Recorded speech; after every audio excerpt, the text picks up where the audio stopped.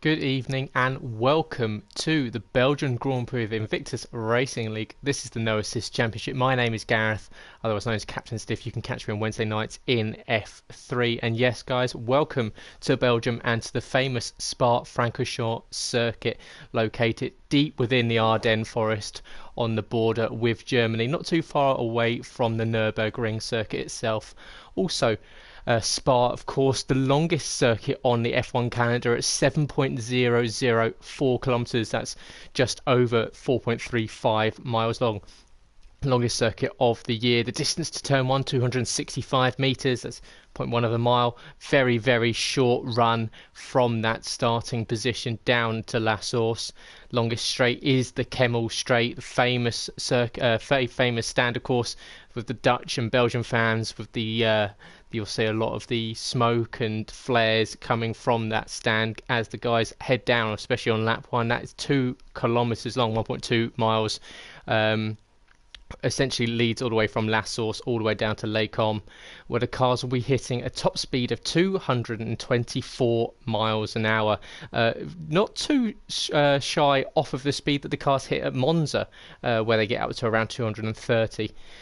So the cars will be at full throttle for 70% of the circuit. So although it tends to be quite a technical circuit, it's not too far, like I said, like Monza, where it is 75% full throttle. So 70% full throttle across the entire race. So these guys will be right on the limit, absolutely all the way from the first lap all the way down to the checkered flag at the end.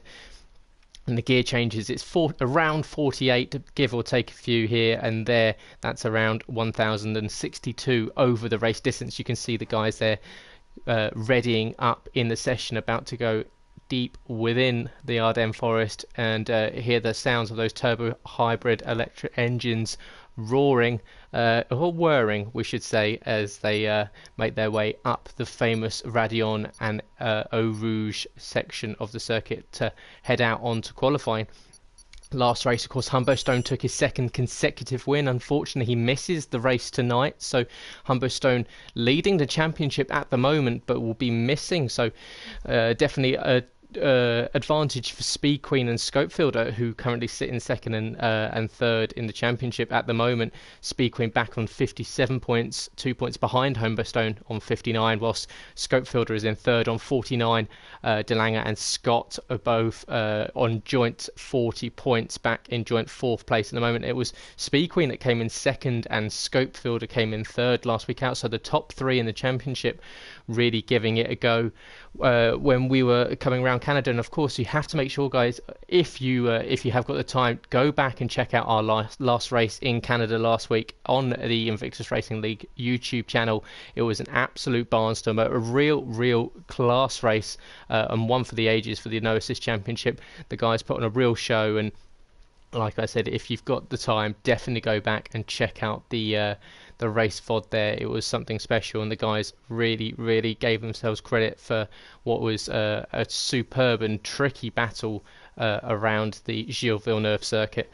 But tonight we are in Belgium, a fearsome Eau Rouge Radion corner, arguably one of the most famous corners on the F1 calendar. Features an elevation change of 35 meters from its lowest to its highest points as it climbs from the bottom of the hill all the way over the stream of Eau Rouge.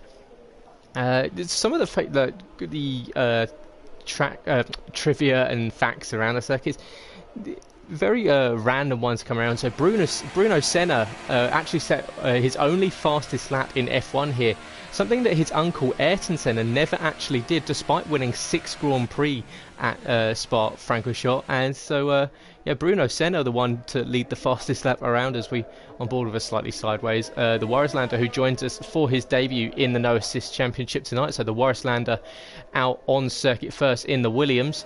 We'll see out there on the super soft tyres. You can see the red wall tyres just trying to get some heat onto it as he goes on to the Kemmel Straight. You can see the orange hats of all the Belgian and Dutch fans there, as of course they would be supporting Max Verstappen. And it's the orange helmet, and we can see of the Warrislander that they'll be looking out for this time out in the Williams. Out on track also at the moment is SJD 1988. Mike's out on circuit, so is Delanger 93. Rick WR88 makes his re-debut back into the No Assist Championship, so we welcome Rick back onto the F1 calendar in No Assists, and boy better know SB, that's Scott, is also out on circuit in the Sauber. It's very, like I said, it's a very tricky circuit around Spa. The guys have to make sure these curbs here can be deadly lethal, and you can find yourself riding them a little bit too much, and you'll just find the car will bottom out ever so slightly, and in worst case scenario you'll find yourself pointing in the wrong direction. At various places, it's not just one or two curbs, it's a lot of these corners are very unforgiving when it comes to the race battles and essentially just the way that you drive around the circuit. So the Warrislander will be the first one to go up Radion and Eau Rouge properly. We'll see if he goes flat out, and in fact what we'll do is we'll sit on board as he just about gets it onto it. So in the Williams we'll see if he does have the pace to go around. Of course we come up here to the first corner, that is La Source, round that sharp hairpin. Now it's that run all the way down to the bottom of the hill. You can see the forest in the distance in the mist, and he's going to come down to the bottom of the hill. Slight kink at turn 2, and you go round up 3, 4, 5. That's Radion Eau Rouge, flat out, superbly done there by the Warrislander. In the Williams onto the Kemmel Straight, that slight turn 6 there, the slight kink as it leads you onto the Kemmel Straight down into Lacom. 7, 8 and 9 slightly speedy, looks like a chicane, doesn't quite drive like one. Round turn 10 down to Bruxelles, the longer hairpin, another one that you have to watch out for on those curbs on the right hand side, can bottom out the car pretty easily if you touch them. Around to turn 11, then down to another one of the famous corners on this circuit, and that's Pouon. Turn 12, seems like it never ends. Turn in, that left-hander just goes on and on and on. He comes out it very nicely towards turn 13 and 14. That's the campus section of corners, and now we come up to turn 15. The right-hander, that's Stavolo. Exit Stavolo, rides the curb nicely to the inside and the outside. Round Paul Frere, runs out slightly wide over Paul Frere there. Now is the run up Blanchimont. Turn 17 here. Turn 18 is just ahead of us. A lot easier to do in the dry, and it's to the way I'm coming up to where the old bus stop chicane would be. Of course, it used to be on the left, it's now on the right, so we're now up to the bus stop. Turns in right, and now to the left. The Warrislander's going to crumb across the line. He's going to be the first one to set a provisional lap time, and it's going to be a 1:45.5 for the Warrislander. So good start there, as SJD is going to be the next one to set the time. He's also coming up Blanchimont at the moment, coming up towards the bus stop under the Fanatec banner here. Slows it down into the bus stop and out of the bus stop. It's very easy to light the tyres up a little bit too much there. You could hear the engine just whirring ever so slightly, and SJD goes top with a 1:44.7. Mike went across the line with 1:48.2, so not the best lap there for Mike. He'll be looking at improving later on in the race, or in the session I should say. So thanks for joining me, guys. So if you are watching the stream time, make sure you drop a comment in, let us know what you want to see, what you want to talk about. More than happy to get engaged with you lot in the comments. Good to have you on board with the stream tonight. As Delanga goes to help with 1:44.442, so 0.3 of a second faster than SJD, and we'll quickly drop down and we'll see Scopes bailed out of that lap. Speed Queen's out at the moment. She looks like she's coming up to the third sector. She is, so she's coming around Stavolo, around to Paul Frere now. Speed Queen coming around now. She's going to make the long run up Blanchimont. You can hear that Sauber engine working hard as it goes up the hill again. Of course, a lot of elevation in this Belgium Grand Prix. We do tend to drive down the valley, rides the curb nicely, makes the exit out of the bus stop chicane. She's going to go across the line, and she goes 7:1:52.9, so possibly a mistake earlier in the lap for Speed Queen, as she's currently sitting 6-8 seconds off the pace at the moment of Delanga 93 at the top, as the two Haas drivers currently lock out the front row, gapped by 0.3 of a second. As we'll check on board with Renner 9, who's the next one out on a fastest lap at the moment. He's out in Haas, sorry, so it wasn't the Haas locking out the front row. I'll have to double check what SJD's in, sorry. Renner 9 now coming down towards the third sector. Yeah, so he's coming around Stavelo right now into Paul Frere. Runs out slightly wide there. Now it does look like there may be a little bit of rain falling, and we do know that, of course, in the middle of the forest here, the changeable conditions are somewhat regular. So the guys will have to make sure they're out setting some times earlier in the session if it is meant to get slightly damp later in the session. Renner 9's coming around the final corner now. He's going to go across the line to set his first time, and that moves him up into 7th place. It's a 1:47.7, so 3 seconds off of the pace of Denanga 93, who currently sits in 4th place in the championship on 40 points. So a good start for Denanga. As Malk out tonight in the Red Bull. Kicks the rear end out a little bit as he exits the bus stop. He's about to start his flying lap. By the looks of it, DRS open as he goes down towards La Source. Runs in nicely through the airport. Once again, kicks the rear end of that Red Bull out. Heading down the hill towards turn 2. There it is. Now up the hill. Keeping it a straight line. Nicely done. Don't want to cut the corner there on the exit of Radion. Onto the Kemmel Straight. DRS flap opens. There it is. The Red Bull heading now down towards Lacom. Slows it down. Right-hander, left-hander, and right-hander again. Have to get the car really locked in. Nice exit there for Malk as he comes down towards Bruchel. Quite a tidy lap so far for Malk out there on the medium tyre, so it will be much slower than the guys that are out on the super softs, of course. We'll see if it's just a provisional lap for him or if he's looking to start outside of the top 10. We do know some of the guys tend to look at starting outside of the top 10 as a little bit of a strategy choice, giving themselves the opportunity of putting fresh tyres on for the race. Around Stavelo now for Malk as he exits, runs out onto the curbing now. Paul Frere runs a little bit shallow through the corner there, run over the corner on the inside line.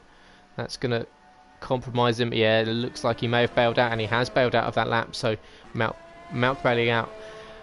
Joel V520, another one who's had a slightly on-off season as he goes majorly wide there around Pouhon. Joel definitely not living up to the standards that he set himself. Of course, he had a very productive season. He's going to go wide and just about puts the brakes on. He's going to get it slowed down, and luckily for the Force India driver there, does not put the car into the wall. So really well done there for Joel to keep that out of the wall, because that could have really upset him come later in the session. Of course, without setting a time so far, we've got 8 minutes and 30 seconds left in the session, so he's got plenty of time to get in.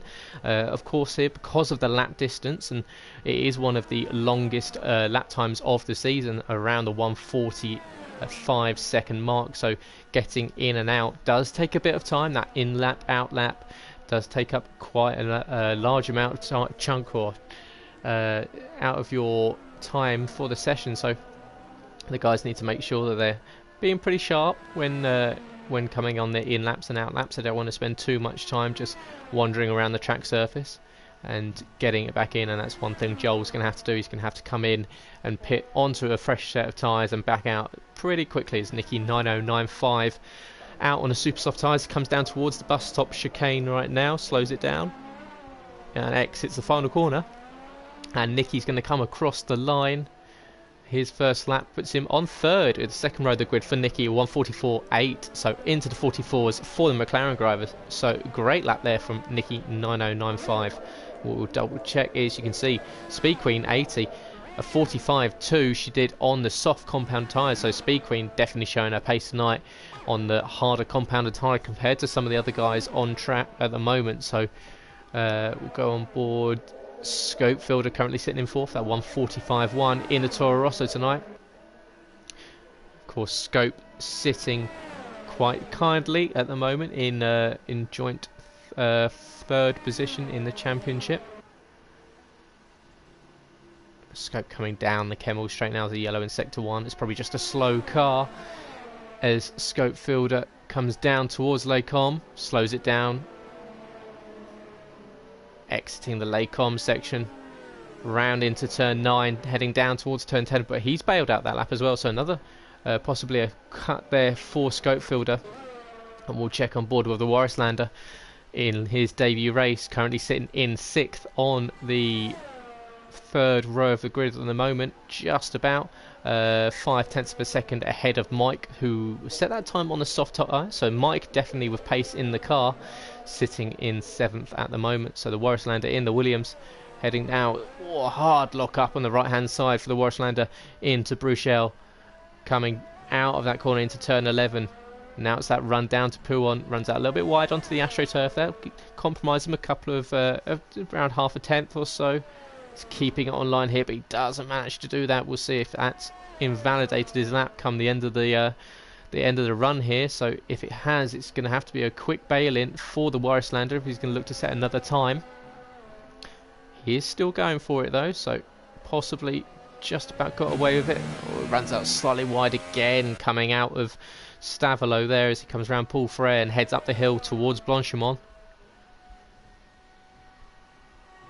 That long run all the way up the hill, give everything you've got.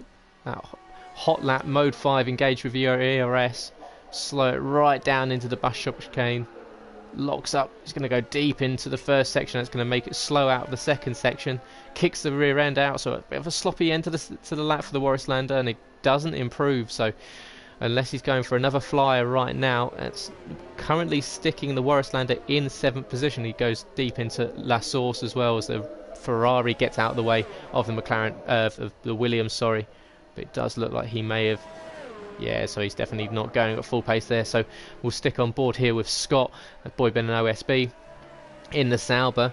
Of course, Scott doing very well at the moment in the championship. He's currently sitting on 40 points, even though he's missed a couple of races. He's definitely up there, having a pretty decent season so far. He took the win in Australia, and he's been essentially every race he's been in so far that he's finished on the podium. So it was a win in Australia, 3rd place in Bahrain, and 2 second places in Italy and Silverstone. So even though he missed the race in France, missed the race last week out in Canada, Scott currently sitting on 40 points. Although it's 19 points off of Humbo Stone, who leads the overall championship, it's definitely achievable over the final 4 races of the season. As Scott comes up into the bus stop chicane, and he bails out of that one. Did look like he kicked the rear end out a little bit there. Bit of a rush to get in and out now with 3 minutes and 40 seconds left remaining as Renner 9 comes around the bus stop now to cross the line. And Renner looking like he might be starting his fast lap. He currently sits bottom after Joel V520 in the Force India does a 144.421, so 0.02 of a second faster than the Lange 3 in second at the moment. So Joel with a great lap at the moment puts himself on provisional pole with just over 3 minutes left in the session to go. So great lap there from Joel. It's currently around 2 second splits the entire field, but with the bottom 4 guys all on the harder compounded tyres, they'll all be looking at possibly making a different strategy choice, maybe staying on the soft, and the ones in 9th and 10th would have an option. Or you can see Scott there moving on to the super soft, so he's going to give the softest compound a go when it comes to the qualifying. I think he knows that he kind of has to get around the guys that he's battling for the championship with. He needs to get around Speed Queen, he needs to get around Scopefielder and people like that. It's kind of it's pretty imperative that he stays around and stays in the battle with these guys and doesn't get caught up in any first corner and first lap instance. It'll be interesting to see the first run on the opening lap, up Radion, up Eau Rouge, because these guys all in close quarters. They've got to be very, very careful. We know how hard that corner can be, especially on colder tyres, not race warmed tyres after about 4 or 5 laps. So yeah, Renault 9 now heading up Blanchimont. Doesn't look like he's going full speed. Maybe. He's always very deceptive, but yeah, possibly is going to try and go for across the line, because he is currently sitting on that 146.3. But no, he does bail out. So Renault 9 currently sitting last, bails out, and he's not going to have time to come in and out again. Mike is just coming up towards Blanchimont now in the Ferrari, so he's got that huge power advantage as he climbs the hill. Mike on the soft compounded tyre. We'll see if he sticks with this lap as well. Currently sitting in 9th position at the moment. Does he go with it? He does. He comes out of the bus stop chicane, goes across the line, and Mike will... doesn't set a time there, so possibly now starting to set a fast lap with 1 minute and 10 seconds left to go in the session. Currently we have Joel on pole with Delanga 93 in second, SJD in third, Nikki 9095 in fourth, with Scopefielder in fifth, Speed Queen 80 takes sixth, Rick's currently in seventh alongside the Warislander. Mike and Scott make out 9th and 10th for the fifth row, and it's Malk and Renner 9 who currently sit outside of the top 10 on the soft compound, and with Renner 9 not able to come in and out with time to go out and set a new time. Renner will definitely be starting from the back, whilst we know the others who are all out on circuits, only Joel and Renner who are not coming out for that final lap. So Joel possibly thinking that he's done enough to be at least around the top 3 or 4 with 20 seconds left in the session. So Joel kind of hedging his bets that he thinks that the guys won't be able to go that much quicker, but we'll see as Mike comes around the Pouon corner now, down in towards the third sector as he heads down towards through campus into Stavelot. Exit Stavelot there. Time has expired in the session, so this is it. Everyone is out on those flying laps. This is all they're going to get. Currently it's going to be Mike who's going to come across the line, I imagine, first. Oh no, SJD crosses the line. He stays fourth, 144.571, 300ths of a second behind Nicky 9095 as Malk comes out of the bus stop chicane, and he's going to cross the line. And does he improve from 9th position? He doesn't, so Mike stays he goes into 8th, sorry, so Mike moving up 1 position. So we'll see where everyone else is on circuit. Nicky's up towards coming down towards Pouon now, so and Delanga is currently, as we see, Scopefielder staying in 5th. Malk moves up to 7th position, so Malk on the soft compound tyres. Great lap there from Malk to move himself up into 7th as Delanga now comes out of Stavelot around Paul Ferrer and now heading up Blanchimont. Rick bails out of that lap, so Rick currently staying in 8th at the moment. We'll see. At the moment it's the two Force Indias that lock out the front row for the Invictus Racing League No Assist Championship. Round 9 here at Belgium, and does he stay with it? He does, so possibly a good lap here. He's only got to make up 200ths of a second as he crosses the line, and he does do it. He makes up 4/10ths of a second. Delanga 93 with a 144 flat, absolutely superb lap there as Speed Queen retires from the session. So it's currently only Nicky out on circuit at the moment, but Nicky looks like he might be going slow up into the bus stop, so possibly not. Yeah, so Nicky bailing out, so it's a front row lockout for the Force India cars, with Nicky 9095, the man we're on board with right now, will start on the second row with alongside SJD. So great lap there from Delanga right at the end at the death, puts himself on pole position for the race. Jolfi 520 alongside him in second, didn't come out and set that flying lap late in the session, which he might live to regret. However, I think he'll be pretty happy with that second position. We'll just see the results here. So 144.052 puts Delanga 93, the Dutch driver, on pole position alongside Joel V520. Nicky 9095 does take 3rd position alongside SJD 1988. The Warislander in his debut takes 5th, and a good result for the Williams team there, with Scopefielder in 6th. Speed Queen 80 the fastest on the soft compounded tyre. She comes in 7th alongside Malk, who will come in with her on the 4th row of the grid, also on the soft compound tyres. Rick is down in 9th in a Toro Rosso. Mike rounds out the top 10 in the Ferrari as he starts on the soft compound tyres, whilst it will be a fast starting Scott down in 11th alongside Renner 9, with the 2 starting outside of the top 10. So not the best session for Scott. Boy, Ben and OSB there definitely will be looking at making an improvement later on in the race, and possibly getting a move done early on, hoping for a little bit of a mess maybe into turn one. We can see by the looks of the weather, it looks like we've got a dry race in store at the moment. The cars all nicely lined up on the grid already, as the guys will be just talking to their race engineers, trying to get everything set up. And of course, guys, whilst this is happening, we'll just take it to, if you can check out our socials at Invictus RL, that's on Twitter. That's where you'll find out all of the dates and all of the information about all our leagues that we have going on. Of course, this isn't the only league we have going on this week. We do have Tuesday nights. Tomorrow is the Performance 1 and 2 leagues, which you will find also streamed on Twitch.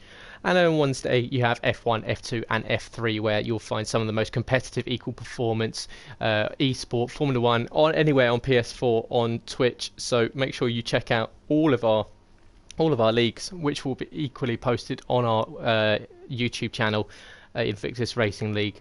You can find all that information either on the website invictusracingleagues.com, or you can make sure you follow all of our Twitch channels, which will be listed also on the Twitter page. If you'd like to join Invictus Racing League, we are coming towards the end of this season, so we will be looking for a recruitment drive for Season 2 of the F1 2018 game. Go to invictusracingleagues.com, go to the sign up section where you can drop in all your details and speak to one of the admin, who will be more than happy to get engaging and get talking with you in regards to setting you up with a practice race to find out your pace and find out where you would be best suited for us within the community. And of course, we are always on the lookout for new talent and new faces within the league, so make sure you do check us out, invictusracingleagues.com. Go to the sign up section. If you'd like to speak to any one of us, feel free to drop in a message. We'll be more than happy to get involved. We're also active on Reddit, so if you'd like to speak to us, IRL Stiff is my name, and you'll be able to speak to me on Reddit if you'd like any more information on there regarding our league at Invictus Racing League. You can see the guys starting to finish up there, so we'll go out for the formation, a lap on board with them. Speed Queen, Nikki, the Warrislander, I'm out just making the final decisions. Of course, downforce around here is very, very tricky. You want to have enough to give you the sort of a slight balance between low and high, because you do need quite low downforce for the long straights, but you do want the car to be pretty stable around the corners. So I'm sure we'll see a lot of variation with the guys when it comes to their strategy and when it comes to their setups, as you can see there. So Scott and Ren and 9 did make the decision to go for the soft compound of tyres, so not the hardest compound. They have gone for the middle compound of tyres to let them to last a little bit longer than the guys that are out on the super soft tyres. You can see Delanger in the Force India weaving side to side along the Kemmel Straight. Dutch fans will be delighted that he's got himself on pole in the Force India. Of course, a big Dutch following here at the Belgian Grand Prix. Since we lost Zandvoort off of the F1 calendar, they kind of adopted Belgium and Austria as their two home bases. Of course, there is talk about us going back to Zandvoort in the future. Will need to be renovated slightly to get it up to F1 standard, but of course it is a very famous circuit from F1 past, so it would be good to see back in Holland, or back in the Netherlands I should say, for F1, as Delanger heading down round through campus towards Stavelot. It's medium grip around here. The asphalt is quite smooth and grippy. It's the more European style of asphalt. We do tend to find that the North American asphalt gets laid down slightly different, so it actually becomes more a more slippery surface. So the asphalt here is quite grippy. It's well needed for the cars to produce a lot of downforce, especially into the heavy braking areas where you need to have good braking stability. And it's sectors 1 and 3 spent largely at full throttle, so the end of straight speed at these points is pretty crucial. So that's where the guys will need to be using that downforce, or that low downforce I should say, as they're now lining up on the grid. Delanger now is going to have that slightly long wait sort of, he'd be getting the nerves building ever so slightly. He knows that he's got that short run down to La Source. And the car's just backing up. We can see the last car's coming into shot there. So now we wait for the lights, the green lights going. They still have that yellow flag, but it's got 2, 3, 4 lights, 5 lights, and we are ready to go. And they are off, and we are away. It's a good start for Joel in second place. It's a good start for Nicky in third, who's going to look to the inside of both cars going into turn 1 at La Source. Oh, Jalanga getting bumped a little bit from Nicky, but it looks like we've had a clean getaway from everyone. The 2 Force Indians going to lead the grid away. Jalanga's maintained first position as we're going to go up through Radion, through La Source, through Eau Rouge for the first time. Does everyone get through it cleanly? Looks like we have. So Joel, Nicky, all over the back of the Lange as we head towards the Kemmel Straight for the first time, heading down towards Les Combes.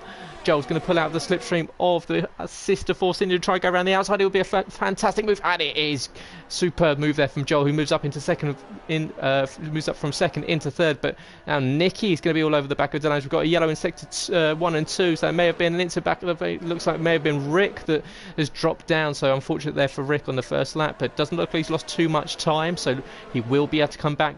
Joel's starting to make a little bit of a break for it. It's now going to be Delange who's going to be stuck with that McLaren in his mirrors, but Speed Queen has moved up into 4th place. Great start for the driver second in the championship at the moment. There's a Sauber currently in 4th position, 4/10 of a second behind the McLaren of Nicky 9095. We'll double check. We can see Scope Fielder, who's all over the back of Boy Better Know SB.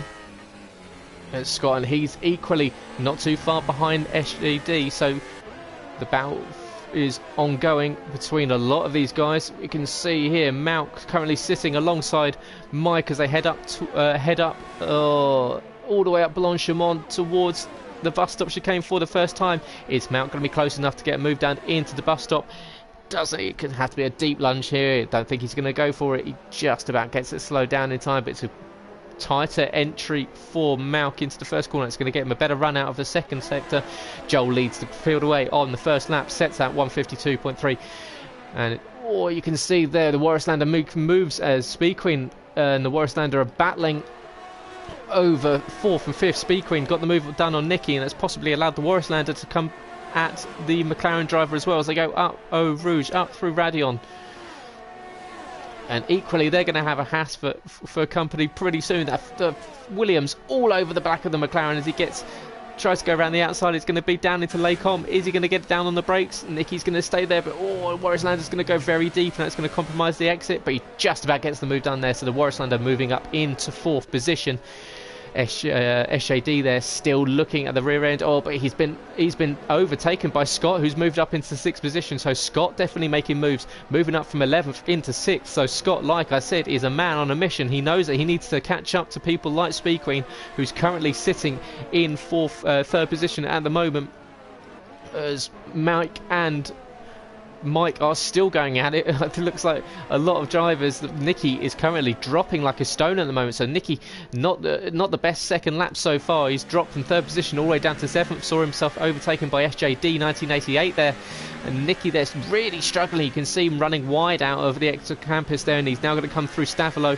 He's going to have Scope Fielder all over the back of him, so Mike and Malk, the two battling over 9th and 10th. Scopefielder and Nicky are going to battle, and this is going to make it a 4-car battle as we head up through Blanchimont side by side for 3 of them. Mike gets through past Nicky. Superb opportunistic move there for the Ferrari, and equally we're going to see if Nicky possibly drops down as well. So Nicky's dropped down to 11th, so maybe an accident there for Nicky 9095. DRS is now enabled. Yeah, so Nicky drives into the pit lane, so it's an early stop there for the McLaren driver.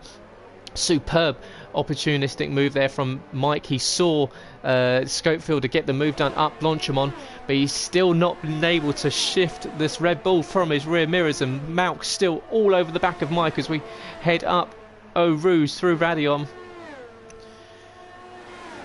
onto the Kemmel Straight, and it's going to be DRS assisted this time for the Aston Martin Red Bull. He's going to pull to the right, left hand side, trying to go around the outside of the Ferrari into Les Combes. Mike, we know, is Malk's you have to get out of the throttle there, and that's going to mean that Renner 9's going to start to join the battle there. You can see Malk just got caught in that dirty air. We know just how vociferously Mike defends his position. He's one of the hardest people in the community to get past, puts his Ferrari in all the right places. But Malk once again cruises up to the back of the Ferrari, so he's got the pace to get around him, but it's getting past him. That's the issue. As we just double check, we know there's a battle for the lead at the moment. We're just going to stick with Malk. As you can see, he chops in front of him there, making sure he covers off the entry into campus here. It's good exit there for Malk. He's going to have a look into Stavolo, possibly. Doesn't quite think about it. It's going to have to be the run up Blanchimont into the bus stop. He needs to get a good exit here out of Paul Frere, and Mike getting a slightly wider line, so that's going to give Malk the impetus to go up the hill. He's going to get a better run on the Ferrari. He just needs to stick in the slipstream. It's tricky in the dirty air, but it looks like the Ferrari power has just got that advantage heading up the hill, so it's going to be really frustrating here for Malk. As he locks both front tyres heading down into the bus stop. So it's really frustrating here for Mike and Malk, who just seem to be falling back from the field at the moment. Scopefielder is now 2.7 seconds up the road, and now what we'll do is just go on board here with SJD 1988 as he currently sits in a battle. You can see the Warrislander currently heading up a little bit of a train with SJD, Scott and Scopefielder all joining the party. So these three were all looking to be getting DRS as Nicky picks up a 5-second stop-go penalty for corner cutting. So not a great start to the session for Nicky, unfortunately, who, as we see SJD going around the outside of Scott into Lacombe, doesn't quite get the move done, has to back out of it. And that's going to possibly allow Scopefielder in the Toro Rosso to just have a sniff of the rear end of the Haas, trying to get the move done up possibly into Bruchel. Doesn't think about it there. Renner 9 moving up past Malk, so Malk dropping back from Mike there. Renner 9 was the beneficiary, so now it's going to be the Haas of Renner 9 that's going to have a look at the rear end of the Ferrari. So we're still here with SJD 1988. As we can see, there's a spin here between the three. They're going to collect the house. They ever so slightly do. Scott there and the Warrislander collecting each other. Just about get it going. They're still battling side by side. Everyone has to be a little bit careful here. Scott just about maintaining it. It's not what he wanted to see at all. No soft compounded tyres. He didn't want any front end damage. You can see that he's lost that front left end end plate off of his front wing, and you can see here the cars all over the place jostling for battle as they try to make their way past Scott and his stricken Sauber. And going up the hill, Scott's going to be all out of sorts when it comes to downforce in these fast corners, and it should mean that up ahead, Renner 9, he's really, Renner 9, Mike and Scopefielder are the huge beneficiaries of that accident night, having moved up about 3 positions. And Delange makes an early pit stop onto the medium compounded tyres, and so does Rick's made an early stop as well. Rick's onto the mediums, but it's Delange out of the top ones, out the top drivers, who's the first one on to bail onto the mediums. So it's going to be 17 laps on the mediums for Delange 93 in the Force India. Scott goes on to the super soft tyres, so possibly a 2-stop strategy for the Sauber there, looking as he's going to drop down. He's going to drop right down, having to make that wing change. Really unfortunate there as Scott and the Warrislander got tied up with each other as they went round Pouhon. As SJD here is currently 0.7 of a second behind Mike. So if you are watching the stream, guys, if you have any thoughts on that instant there that we saw between the two, we saw them go side by side through Paul, and it doesn't tend to be an overtaking opportunity. So if you have got any thoughts, guys, drop them into the comments. Would love to know your opinion on the incident, and if you thought that it would be somewhere that Scott should be making that move, or it was possibly a little bit too brave of him. The Warrislander obviously gave him the look up the inside, and you wouldn't be always see Malk going majorly deep there into campus. That's going to lose him a lot of time there. Just in the background, you just saw the Red Bull just go very deep into campus as SJD exits out of Paul Frere. Got a good run through Stavolo. It's 1/10 of a second, so he's lost a little bit of time to Mike. He's on the faster compounded tyre. The Supersoft should still be working. They should still give you a little bit of life as Joel now pits. So Joel possibly looking to cover off Delange 93's early stop as well. So does Joel go onto the medium compounded tyres? Does he mirror the sister Force India, he does. So it's the mediums for Joel, which allows Speed Queen to take the lead of the race. Speed Queen having made a great start, moving up all those positions, now up into the leader race on the soft compounded tyres, so she doesn't have to stop for a while. So it's really nicely done there for Speed Queen. And equally, Scopefielder in this second position is currently fell right into his lap, and so Scope will be delighted with the fact that he managed to scythe his way through the carnage that happened between the guys as they all battled to move around Scott and the Warislander.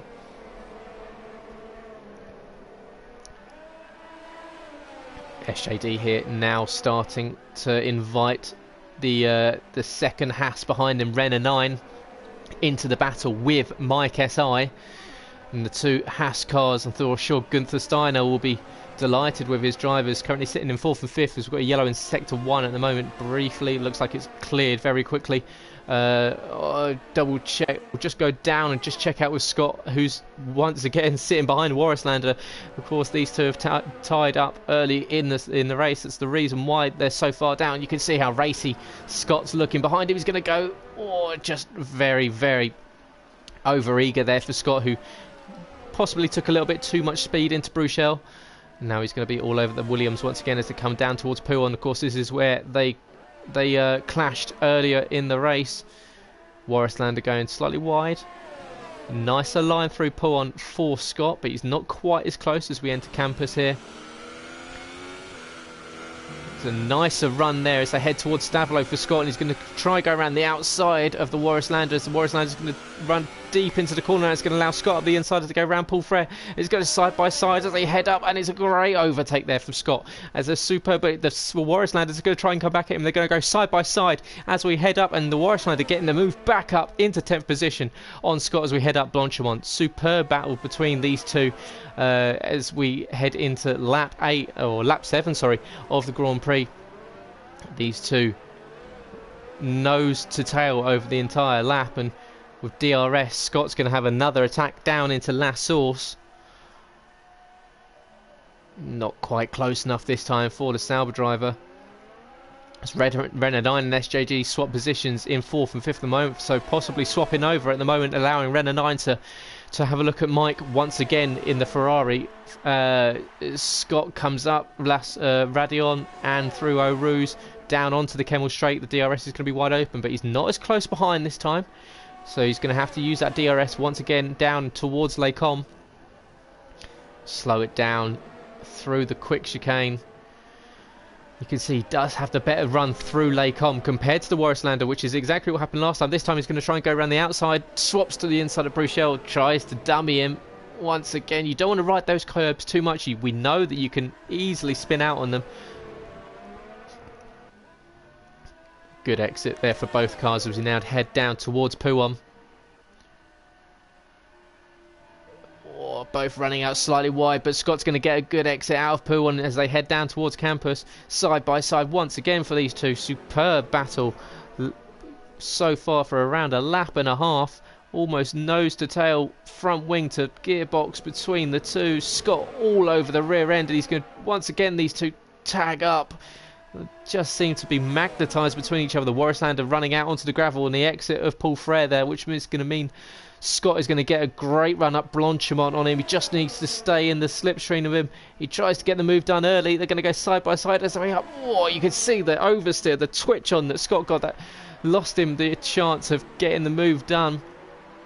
Scott is going to be really frustrated sitting behind the Warislander in the Williams, but these two really going at it. And I'll just double check and go up with Joel V520, who's currently sitting behind Malk. Not for long, he isn't, so he gets that move done on his new medium tyres. So using that DRS, Joel V520 blasts past the Red Bull on the 7-lap-old soft compound tyres. It's Renner 9 currently 0.5 of a second behind Mike, who's now up into second. So Scopefield having made that pit stop onto the medium tyres now, so as Rick picks up a 3-second time penalty.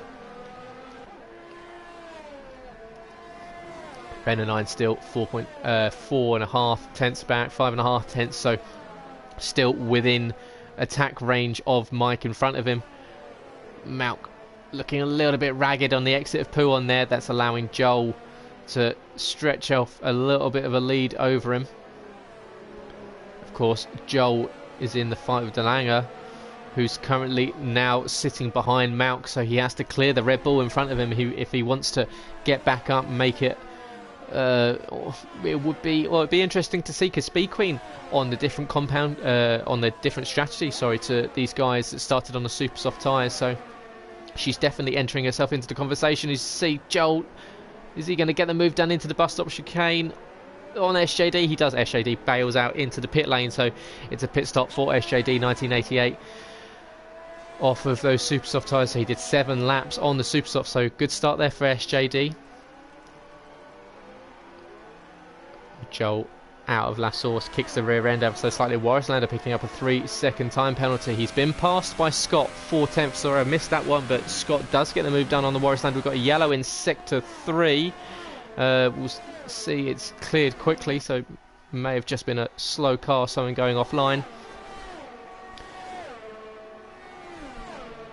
Mike now sitting 0.6 of a second behind Renner 9, who got past him, so Renner 9 up into second place, Mike down to third. Joel V520 is now starting to catch up to the both of them. Of course, Joel on the fresher tyres compared to the others, so it'll be interesting to see if Joel, even though he's on much harder tyres compared to the guys in front, whether he'll be able to use the freshness of that rubber to cruise past. It looks like he's starting to really rein in the back of that Ferrari as we head through Pouhon now.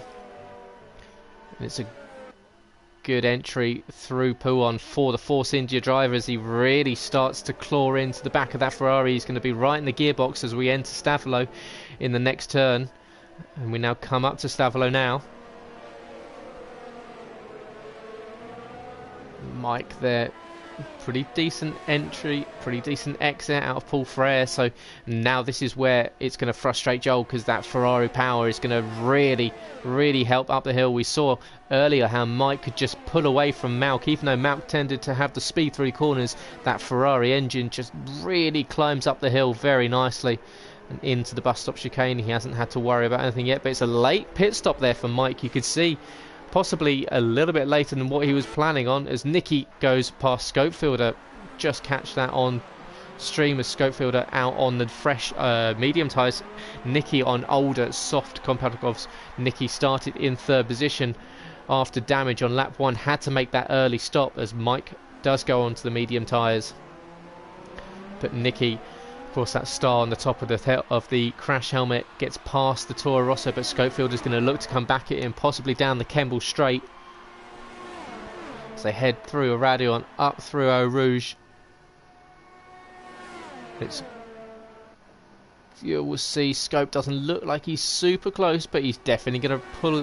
You can see that DRS that is going to use it. It's not massively effective for the Toro Rosso. He hasn't reined in the McLaren ahead as much as he would have done as they head down towards Bruxelles.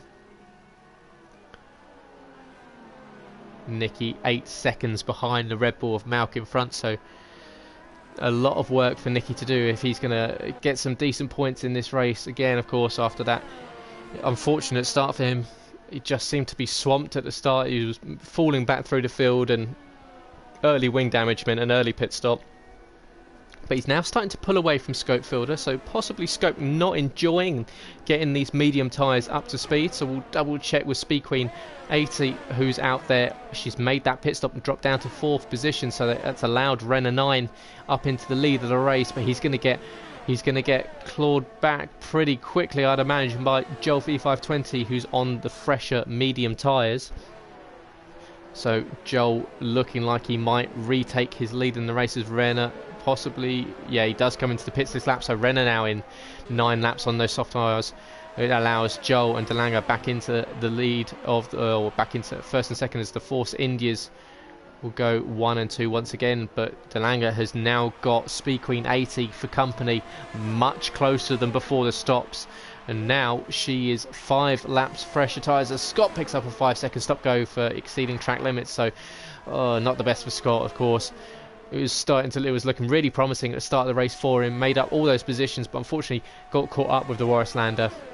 Had to make that stop for the new front wing, and he's now back in 10th position with a 5-second penalty to his name. But back up here, Speed Queen 80, now 0.6 of a second behind Delanga 93 in the Force India as the two head down through Bruxelles. And Speed Queen, she started, we'll just double check the movements. And it is, as you can see there, 4 positions gained for Speed Queen, starting in 7th, up into 3rd.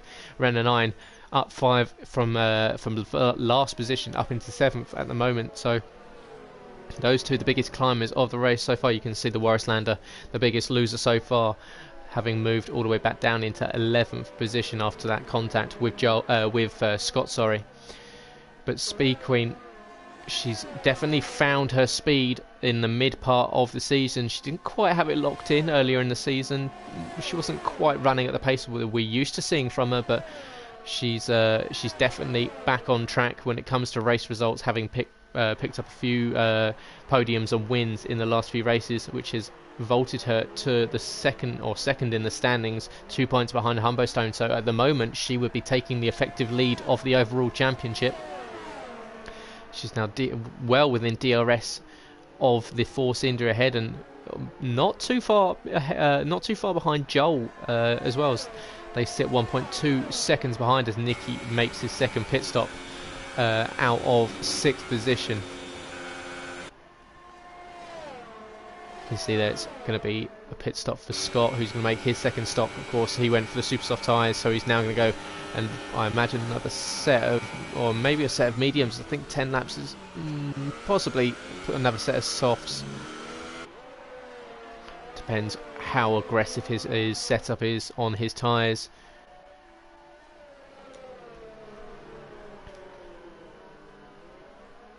Nicky onto the soft and Scott also onto the softs. So the top 3 now split by 1.5 seconds. As we see back, sorry, I'll just double check. You can see the Warislander, Nicky and Rick all going at each other through Les Combes. Just about caught that one as Nicky came out of the pit lane down Eau Rouge and Radion. Must have just about caught this battle between the Warislander and Rick, WRAC8, who's back in the league. So the two debutants, you can see that the Warislander clipping the wall on the exit of turn 11 there, as he will now go through Pouon.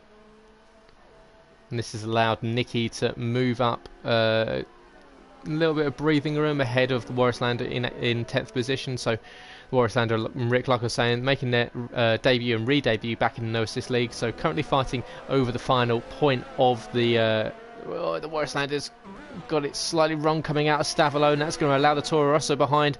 Really good pace advantage. They head up the hill towards Blanchimont. The Toro Rosso is going to be right in the slipstream of the Williams. We head up towards the bus stop chicane. It's all about keeping it within the slipstream. Don't get caught out by the dirty air. Does Rick make a lunge into the bus stop chicane? He's going to look around to go around the outside, possibly do the switchback, go deep, and then cut back once again. The Warislander all out of shape on the exit of the final corner there. And now DRS once again for the Toro Rosso as we head down towards La Source. They both lock up. It's a 3-second time penalty for Renner. Warislander here really looking like he's struggling on those medium tyres. Rick's been on them for 11 laps, so it'll be a real pretty impressive feat if Rick can go the distance on these medium tyres. He's going to be right in the gearbox of the Williams as we head down the Kemmel Straight, and he's going to go side by side and cruises past the Warislander, who's going to try and come back to him as they head in towards Les Combes. Doesn't quite get it done, so it looks like Rick may for now have the upper hand in this battle. And the Toro Rosso moves up into 10th position. That means the Warislander is now out of the points, something which he would be slightly disappointed, or I imagine would be quite disappointed with himself, having qualified so and started the race really well, running in 4th. Unfortunately, in that instant with Joel in 4th and 5th, is knocked him down as catch here with Malk just come on board here as he decides to take a detour on the through the exit there of turn 13. Through the campus section, unfortunately there. Looked like he was starting to re-engage his battle with Mike. These two tend to be attached by the hip through the majority of their races. We tend to find they tend to find each other pretty well magnetised, so it'll be good to see these two battling once again. Speed Queen and De Lange still battling over second and third at the moment, so we'll go back up to the top three. You can see 1, 2, 3 all the way up through Eau Rouge there onto the Kemmel Straight. They're all going to get DRS on each other. Joel's going to have two cars in his either side of his mirrors, so he's going to have pink on one side, red and white on the other. Does De Lange get the move done? Is they going to go side by side through Les Combes? This is going to allow Speed Queen. She's going to be loving this. She's just going to be able to cruise up to the back of him. Joel just about maintains that lead of the race. De Lange is going to lock up deep into Bruchel there. Speed Queen's just going to let these two fight, and she can just pick her points, pick her places, and she can just move up into the lead of the race. By the looks of it, with ease. She's got much fresher tyres compared to the guys in front, so she won't have to worry about tyre wear as much as they will. De Lange currently on 9 laps on those medium tyres, and still with a quite a hefty race distance to go. It's going to be all about who can look after these tyres the most. As they exit Paul Frere here, not as close as they were at the start. Speed Queen still just under 0.5 of a second behind the Force India for second position through Blanchimont up towards the bus stop.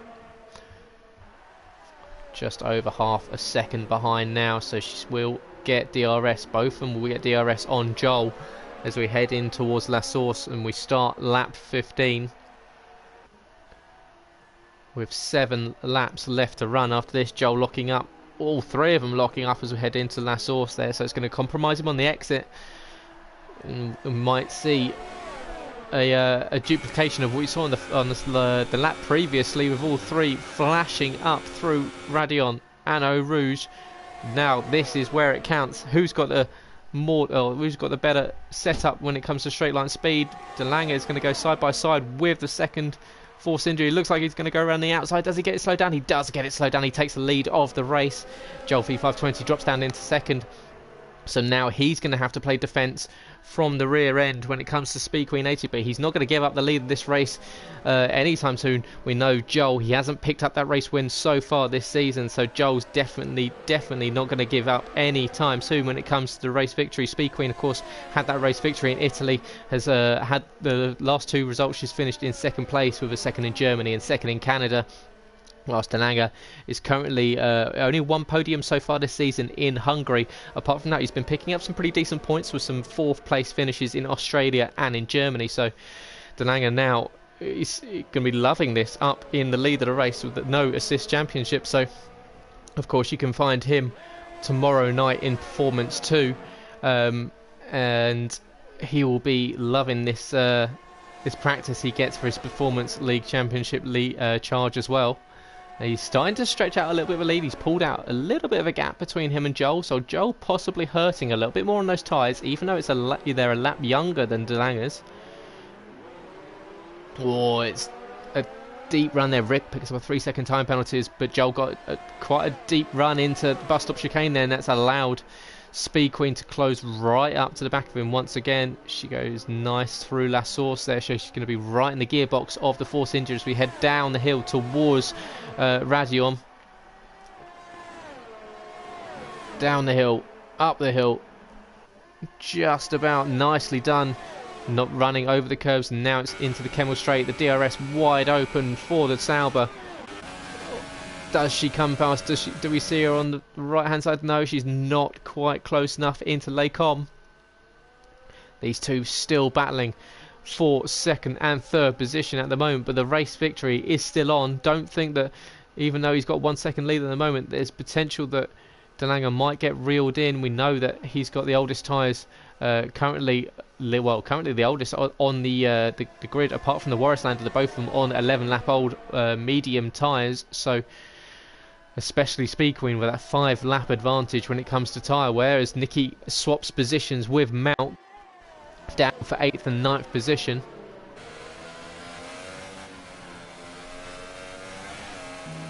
These two still going at each other. We've got a yellow in sector 2. Oh, and it's SJD 1988 who's gone wide out of Huon, it looks like, as he ends in, as Scott leaves the session. So Scott possibly with a connection issue there. So Scott's evening getting worse and worse as SJD gets passed for 5th position by Renner.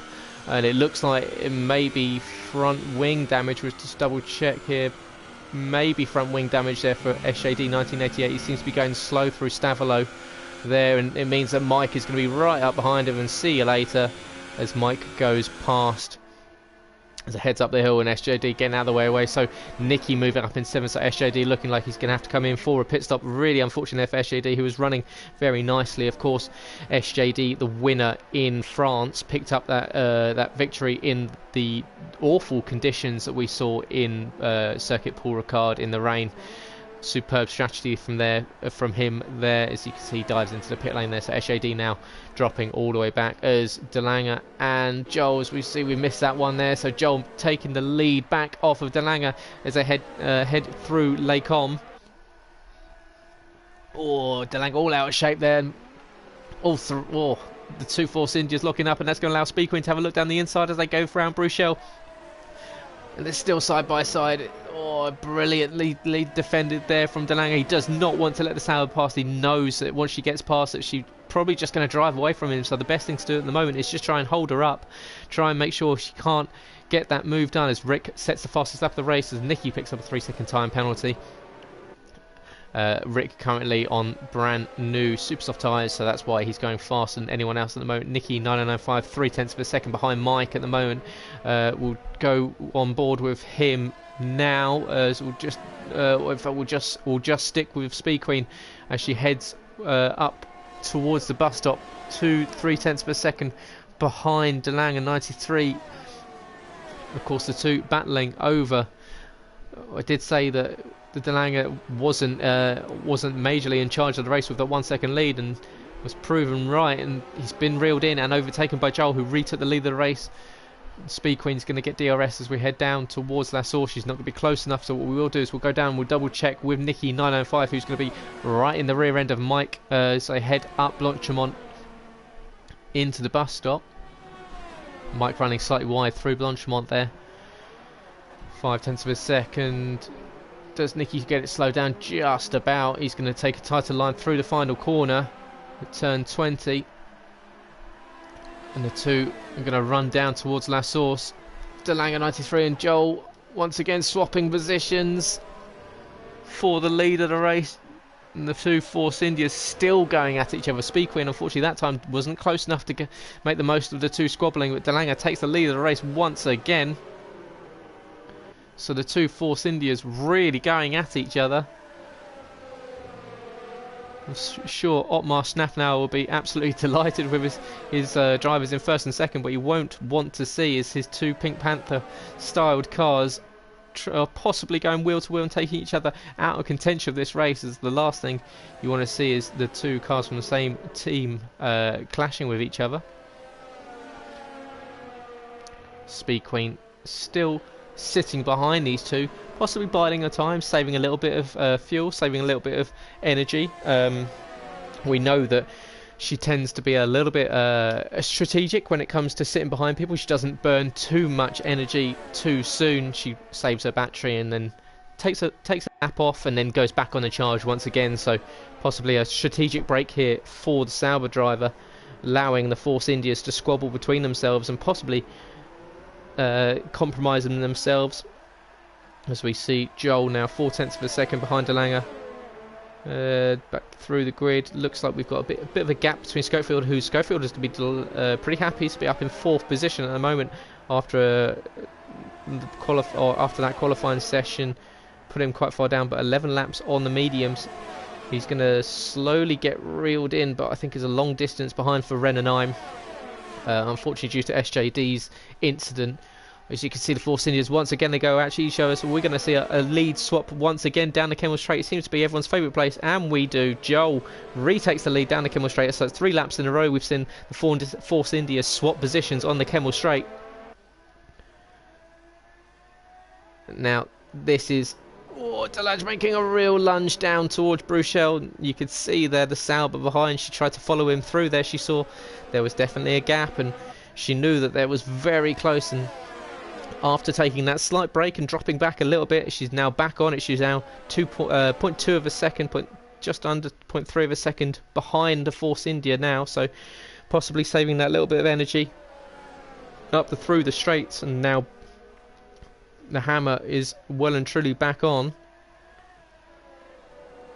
and Joel retaking the lead, and we'll see if we get round to the Kemmel Straight once again. But you can see De Lange and Speed Queen much closer on the exit of Paul Frere there, and that's going to really compromise him up the hill and through Blanchimont. And the Sauber is going to be right in the toe of the Force India. It's lucky the Force India is strong in a straight line, but is the Sauber going to have a look into the bus stop chicane? Doesn't look like it. It'll be quite a lunge there. She doesn't want to chip off any of that front wing. The aero, of course, around here is crucial for cornering speed.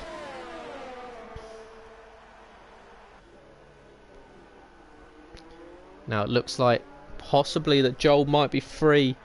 At the moment, he looks like he's just going to be outside of DRS detection of De Lange. So De Lange's now going to have to look behind him because he can have Speed Queen for company.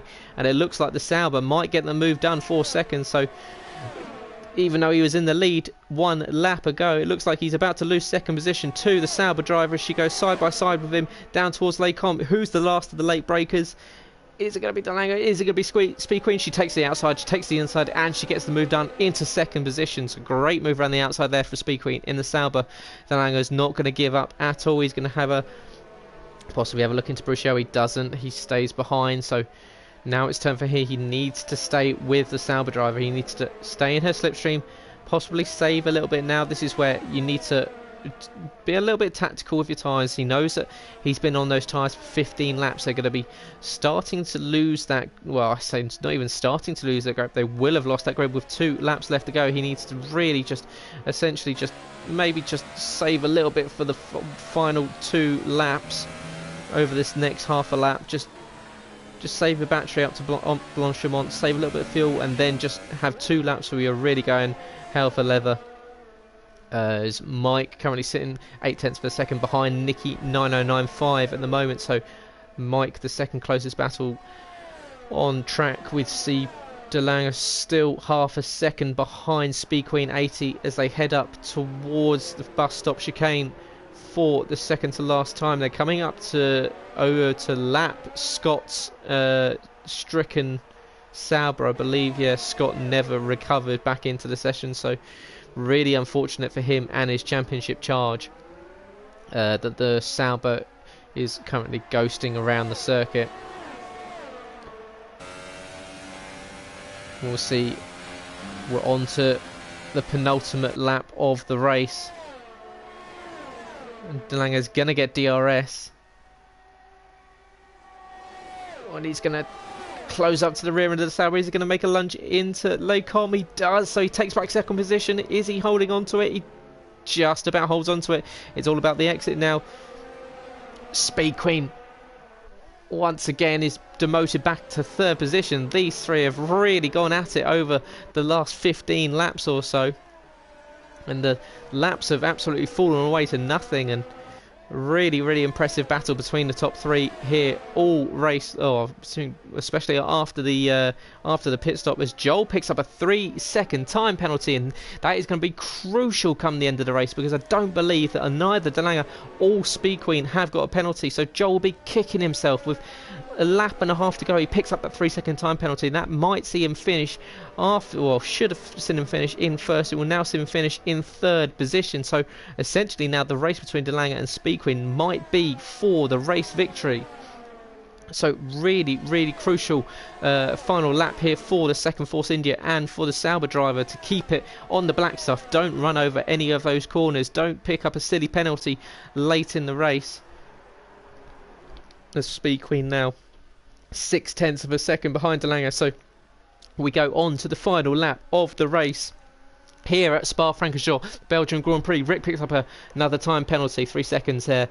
But it's going to be the Kemmel Straight is going to be where it's at. It's going to essentially go down to this: De Lange 93 versus Speed Queen 80.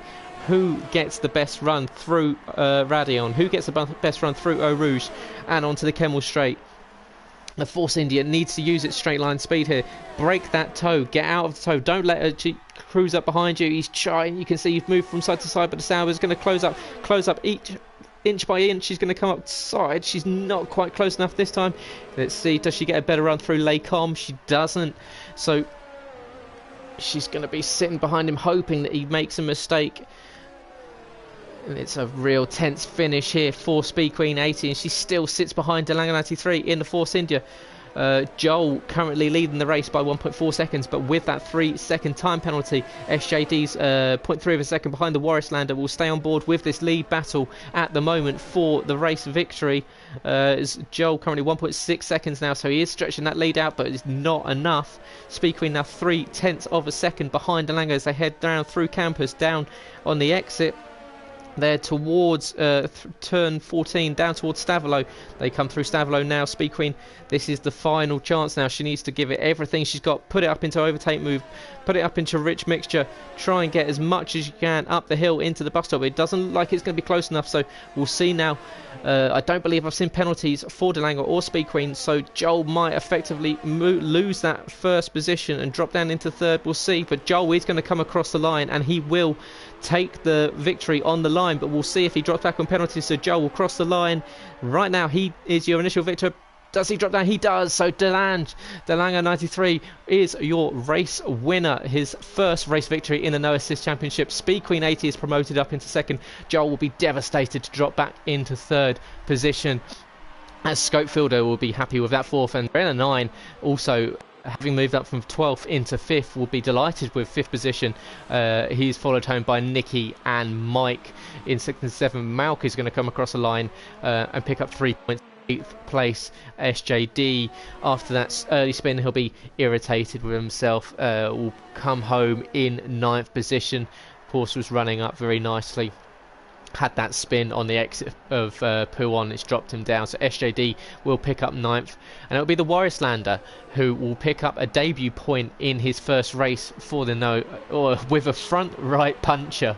So 17 laps on those medium tyres was all it could do, and so Warislander crosses the line, puncture and all, just about gets the Williams across the line. Will pick up his first point with Invictus Racing League and his first point in the No Assist Championship. So congratulations to everyone tonight for that.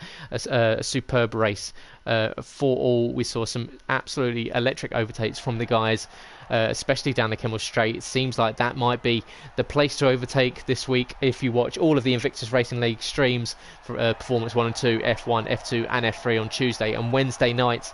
Check out, I imagine we're going to see some absolutely fantastic racing as we've seen tonight with the No Assist Championship, and we'll go down the race results there. De Lange 93 will be absolutely elated with himself, picking up that first victory by 0.6 of a second. So De Lange 93 takes first with Speed Queen 80 in second. She takes the lead in the championship. Joel Fee 520 dropping from first to third. He'll be devastated with that. Scopefielder in fourth position picks up some good points there with Renner 9 in fifth. Mike comes home sixth with Nikki 9095 in seventh. Mount comes home in eighth. SJD ninth. The Warislander 10th. Rick finishes outside of the points on his return to the No Assist Championship, and Scott unfortunately having a tricky race and then ultimately disconnecting from the session. So really unfortunate there for Scott. He finishes down in 12th position. So a very interesting race and a very well-deserved victory there for De Lange 93, who picks up his first victory of the season and his first victory in No Assist. So like I said, he'll be absolutely elated, absolutely made up for him that he's managed to do that. He's definitely been after it, and he picks up a victory after only one podium, of course, back in Hungary. So it's 12 points for De Lange. That puts him up into 52 points and not out of the championship question, of course, moving him right up into contention. Speed Queen will be the one that moves up onto 67 points. So she takes the lead of the overall championship, of course, with Humbo Stone not racing. He now stays on 59 points. Scott stays on 40 points. And Scopefielder will move up onto 56 points. So Scopefielder moving up into the a challenge of sorts. So it's definitely Speed Queen that's starting to eke out a little bit of a lead over the rest of the field. So it will be all about trying to catch her up and trying to make sure you can get back into attacking distance for Speed Queen 80, of course, as we head to Singapore for the next race. Of course, like I said, guys, it's not the only race of the week for Invictus Racing League. We do have the Performance 1 and 2 races tomorrow night. And then on Wednesday we have F1, F2 and F3. So make sure you check out our Twitter at InvictusRL, where you can find all of the Twitch streams, all of your commentators' links, and check out the Twitch channels and make sure you follow and subscribe to them. It's always good to get a follow. We want to get as much notoriety and as much spread and coverage as possible on Twitch, and getting partnered would be a huge benefit for us, and for that we need as many followers as possible. So following the streams would be a huge plus if you could. And like I said, if you'd like to see the league tables, or if you'd like to join up or anything else, catch the website at invictusracingleagues.com, where you should see the race recaps will be slowly published over the coming weeks and the Christmas period. And apart from that, we will hopefully see you tomorrow night for Performance 1 and 2. We will now be taking a break over the festive period, so we will be back in Invictus with the No Assist Championship on January 7th, 2019. So January 7th will be the next race for the No Assist Championship for rounds 10, 11 and 12, and that will be Singapore, the USA and Brazil, I believe. But yes, it's Marina Bay in Singapore next on the 7th of January 2019. So for tonight, thank you very much for joining me. Of course, make sure you follow the streams, follow the Twitch and follow the Twitter for all Invictus information. And I will hopefully catch you in a couple of weeks' time, and I wish you a Merry Christmas and a Happy New Year. Hope everyone enjoys their time off and enjoys the festive period, and I will see you very soon.